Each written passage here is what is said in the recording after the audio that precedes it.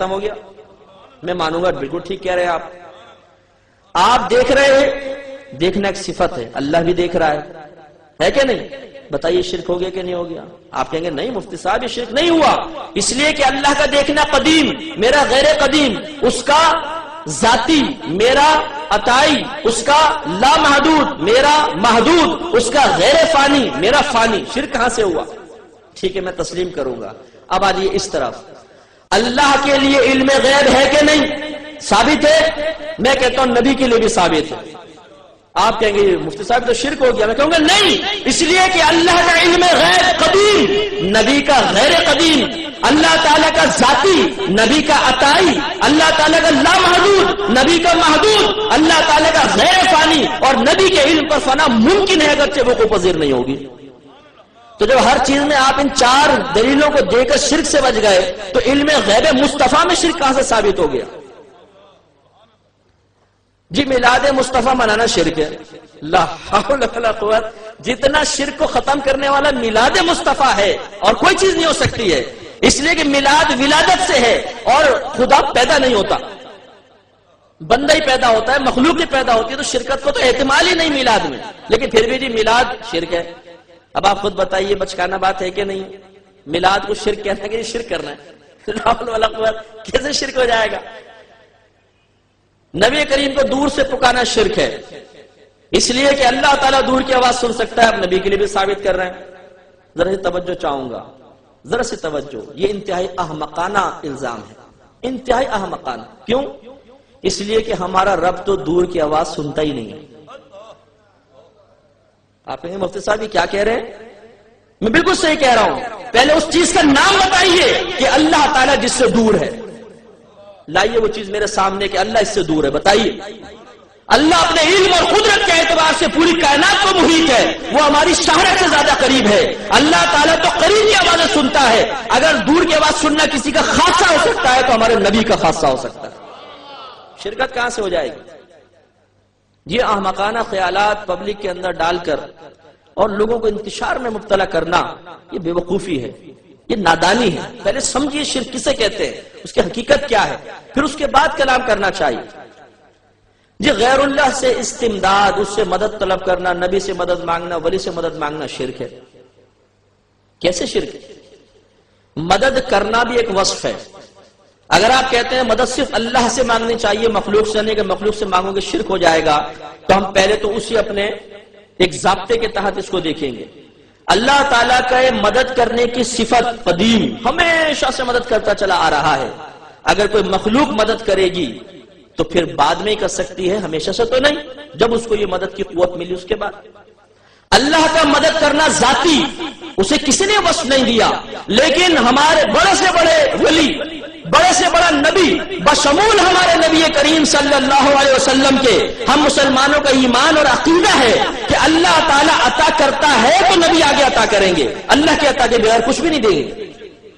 اللہ عطا کرتا ہے تو اللہ کی وصف امداد ذاتی، اور نبی کا عطائی، اس کا لامحدود، نبی کا یا کوئی بھی غیر نبی مخلوق ہو اس کا محدود، اللہ تعالیٰ کے غیر فانی اور مخلوق کی صفت امداد پر فنا ممکن ہے۔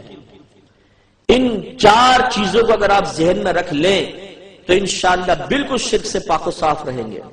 ہر چیز کا آپ اچھی طرح مشاہدہ کر سکتے ہیں، اس کا انالائز کر سکتے ہیں اور پھر آپ فیصلہ کر سکتے ہیں۔ اب آپ کہیں گے جی قرآن میں تو شروع میں کہہ دیا ایاک نعبد و ایاک نستعین، اے اللہ تعالیٰ ہم خاص تجھی تیری عبادت کرتے ہیں اور خاص تجھی سے مدد طلب کرتے ہیں۔ دیکھو وہاں تو خاص اللہ سے مدد طلب کرنے کا حکم ہے۔ میرے پیارے بھائی، کسی سے کوئی چیز، کسی چیز کو کسی کی طرف منسوب کر دینا، یہ دوسرے کی طرف منسوب کرنے کی نفی کو ثابت نہیں کرتا۔ میں مثلا کہتا ہوں میں خاص اجمل بھائی سے ہی پیسے مانگتا ہوں، تو اس کا مطلب یہ تو نہیں کہ دوسرے سے پیسے مانگنا منع ہے، مانگ تو اس سے بھی سکتا ہوں۔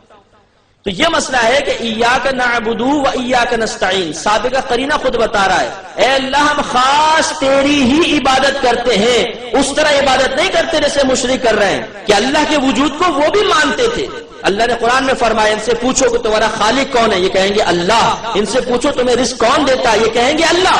لیکن مشرک کہتے کیا تھے؟ وہ یہ کہتے تھے کہ ہم بتوں کی عبادت اس لیے کر رہے ہیں تاکہ یہ بت ہمیں اللہ کے قریب کر دیں. انہوں نے اللہ کے قرب کا وسیلہ بتوں کی عبادت کو قرار دیا. اللہ تعالیٰ نے ان کو مشرک قرار دے دیا. غلط، ایسا نہیں کرنا چاہیے. تو اب اگر آج کوئی شخص کسی غیر اللہ سے مدد طلب کر رہا ہے تو وہ اس کے زمرے میں نہیں آئے گا، کیونکہ ایاک نعبد و ایاک نستعین، اے اللہ ہم خاص تیری ہی عبادت کرتے ہیں، مشرکین کی طرح کسی اور کی عبادت کو تیرے قرب کا وسیلہ نہیں بناتے ہیں. و ایاک نستعین، اور خاص تجھی سے مدد طلب کرتے ہیں، مشرکین کی طرح نہیں کرتے کہ وہ بتوں سے مدد طلب کرتے ہیں. موازنہ کیجئے نا کہ جو سیاق و سباق اس کے اعتبار سے آیات کا معنی متعین ہوتے ہیں. لہذا یہاں پہ غیر اللہ سے امداد کی نفی، استمداد کی نفی نہیں ہے، مدد مانگ سکتے ہیں. کیونکہ سب سے بڑی دلیل میں آپ کو قرآن سے دیتا ہوں. پہلے ایک بات سمجھ جائیے کہ جتنے بھی عربی حروف ہوتے ہیں یہ دو طرح کے ہوتے ہیں. ان کے آخر میں کبھی کوئی تبدیلی واقع ہوتی ہے، کبھی نہیں ہوتی. اگر ہو تو اس کو مورب کہتے ہیں، نہ ہو تو اس کو مبنی کہتے ہیں. اور جتنے مورب کلمات ہوتے ہیں یہ کم از کم 3 حروف سے ضرور مرکب ہوتے ہیں، کم سے کم 3 حروف ضرور ہوتے ہیں. انہیں حروف اصلیہ بھی کہتے ہیں اور ان کو مادہ بھی کہا جاتا ہے. تو لفظ نستعین کا مادہ ہے عون، عین واو نون، اس سے بنا ہے یہ نستعین. اب آگے قرآن میں آگے آئیے، اللہ فرماتا ہے وَاسْتَعِینُوا بِالصَّبْرِ وَالصَّلَاةِ. یہ وَاسْتَعِینُوا بھی عون مادے سے ہی بنا ہے جس سے نستعین بنا ہے. تو ایک طرف ہے ایاک نعبد و ایاک نستعین، اے اللہ ہم خاص تیری عبادت کرتے ہیں، تجھی سے مدد طلب کرتے ہیں. اور دوسری طرف اللہ خود انہی حروف اصلیہ کے ساتھ بیان فرما رہا ہے وَاسْتَعِینُوا بِالصَّبْرِ وَالصَّلَاةِ، صبر اور نماز سے مدد طلب کرو. صبر خدا نہیں، نماز خدا نہیں، یہ غیر اللہ ہے، غیر خدا ہے. اور آپ کا رب آپ سے فرما رہا ہے وَاسْتَعِینُوا بِالصَّبْرِ وَالصَّلَاةِ، نماز اور صبر سے مدد طلب کرو. بتائیے کہ قرآن شرک مٹانے کے لیے آیا ہے کہ شرک کی ترغیب دینے کے لیے آیا ہے؟ مٹانے کے لیے آیا ہے. اور اللہ کی حکمت کے قربان جائیے. ایاک نعبد و ایاک نستعین، جس لفظ سے جن حروف اصلیہ سے نستعین کو بیان فرمایا، آگے اسی خیال کے رد کے لیے اللہ نے وَاسْتَعِینُوا بیان فرمایا ان حروف اصلیہ کے ساتھ، تاکہ وسوسہ شبہ پیدا نہ ہو جائے. یہ حکمت ہو سکتی ہے اللہ تعالیٰ کی. لہذا غیر اللہ سے مدد مانگنا اگر صحیح عقیدے کے ساتھ ہو تو اس میں کوئی حرج نہیں ہے، اس سے کوئی شرک ثابت نہیں ہوتا. صحیح نظریہ بس یہ ذہن میں رکھیں کہ اللہ تعالیٰ سے مدد طلب کرنا افضل ہے، اولا ہے. اللہ مدد کرنے والا ہے، اسی کے دست قدرت میں پوری کائنات کے خزانے ہیں، وہی سب کا ملجا ہے، وہی ماوا ہے، وہی سب پر کرم نوازی فرماتا ہے. پوری کائنات میں خزانے رزق وہی تقسیم کر رہا ہے. لیکن اس کی ایک عادت کریمہ ہے کہ جب بھی کسی کو کچھ دیتا ہے تو بغیر وسیلے کے نہیں دیتا. میں ہمیشہ کوشچن کرتا ہوں کہ مجھے ایک ایسی چیز کا نام بتا دیں جو براہ راست اللہ تعالی کی طرف سے آپ کو مل گئی ہو، اللہ نے اس کو آپ کو عطا کرنے کے لیے کوئی وسیلہ مقرر نہ کیا ہو. کوئی ایک چیز کا نام بتائیں. ہر چیز کے لیے ایک دوسری چیز وسیلہ بن رہی ہے. آپ کائنات میں آئے، ماں باپ وسیلہ بن گئے. آپ کی پرورش ہوئی، ماں کا دودھ وسیلہ بنا، پھر روٹی غذا دیگر وسیلہ بن گئی. ہر چیز کے لیے اللہ نے ایک وسیلہ قائم کیا ہے. تو اللہ تعالیٰ کسی وسیلے کا محتاج نہیں، لیکن اس کی عادت کریمہ ہے کہ وہ وسیلے قائم فرماتا ہے.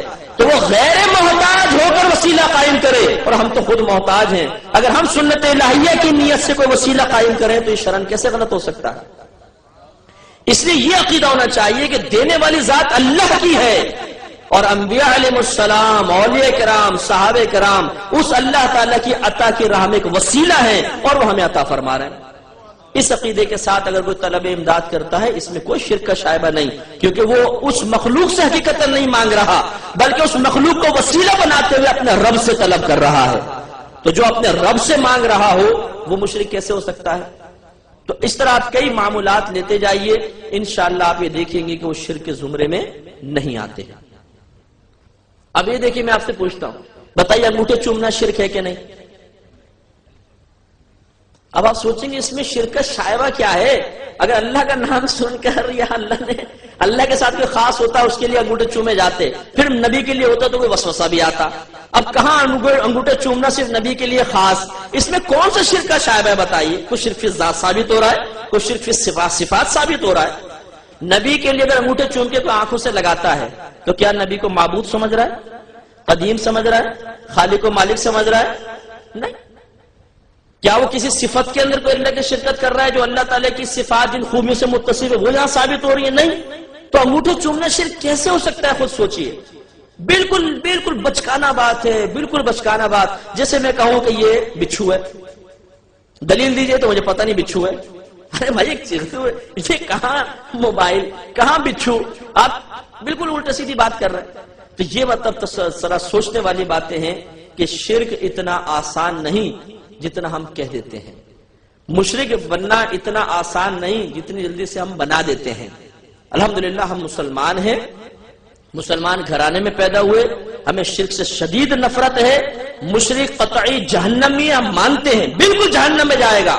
اگر توبہ کیے بغیر مر گیا تو کبھی اس کو باہر نکلنا نصیب نہیں ہوگا. لیکن واقعی مشرک کو، مسلمان کو نہیں. یاد رکھیے اگر کسی مسلمان کو مشرک کہہ دیا تو نبی کریم صلی اللہ علیہ وسلم ارشاد فرماتے ہیں، مسلم کی روایت ہے کہ جس نے کسی مسلمان کو کافر کہا اور وہ کافر نہ ہو تو یہ کفر کہنے والے کی طرف لوٹ آئے گا، وہ خود کافر ہو جائے گا. علماء نے فرمایا اس حدیث کو اس کے ظاہر پر معمول کرنا واجب ہے. اگر آپ نے کسی کو کافر کہا تو آپ بھی کافر ہو جائیں گے. کیوں ہو جائیں گے اس کی لاجک آپ کو بتا دیتا ہوں، اگر ذہن میں رہے تو بہت اچھا ہے. مسلمان اور کافر یہ جو دو لفظ آپ کسی پر بولتے ہیں اس کے عقیدے کے اعتبار سے بولتے ہیں. آپ کسی کے عقیدے کو درست پاتے ہیں تو کہتے ہیں آپ مسلمان ہیں. کسی کے عقیدے میں بگاڑ اور فساد ہے آپ کہتے ہیں آپ کافر ہو. ہے کہ نہیں؟ ایسا ہوتا ہے نا. تو معلوم ہوا کہ مسلمان یا کافر کہنا اصل میں عقیدے کے صحیح ہونے یا غلط ہونے کے اعتبار سے ہے. یہ رد المحتار میں علامہ ابن عابدین شامی رحمۃ اللہ علیہ نے علت لکھی ہے جو میں آپ کو بتا رہا ہوں. اب اگر آپ کسی مسلمان کو کہتے ہیں تم کافر ہو اور وہ کافر نہیں تو ہم اسے کافر کب بولیں گے؟ جب اس کے عقیدے کفریہ ہوں گے. حالانکہ اس کے عقیدے کفریہ نہیں ہے، مسلمانوں والے ہیں. تو گویا کہ ہم نے اسے کافر کہہ کے یہ ثابت کرنے کی کوشش کی کہ اس کے تمام اسلامی عقائد کفریہ ہیں. تو اسے کافر کہنے کی وجہ سے ہم کافر نہیں ہوئے، بلکہ اس کے اسلامی عقائد کو کفریہ عقائد قرار دینے کی بنا پر اللہ تعالیٰ ہمیں دار اسلام سے خارج کر دیتا.